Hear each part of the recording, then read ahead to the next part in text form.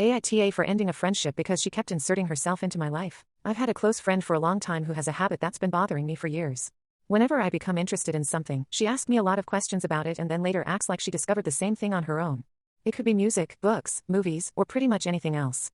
I usually don't say much about it because I'm not very confrontational, but over time I've started putting some distance between us.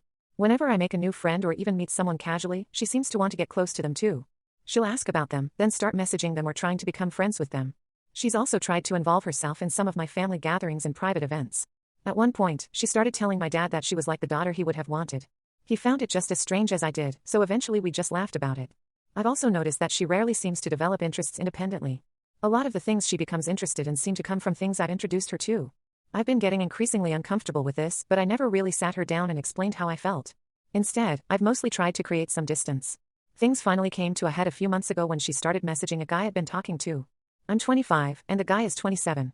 We'd gone on a few dates and weren't officially together, but I was interested in seeing where things might go. My friends started texting him and telling him how compatible the two of them would be. He was confused and actually thought the messages might be coming from me through her phone, so he contacted me to check. I was obviously upset, but instead of immediately confronting my friend, I asked him to find out why she was doing it and whether she knew that we'd been seeing each other.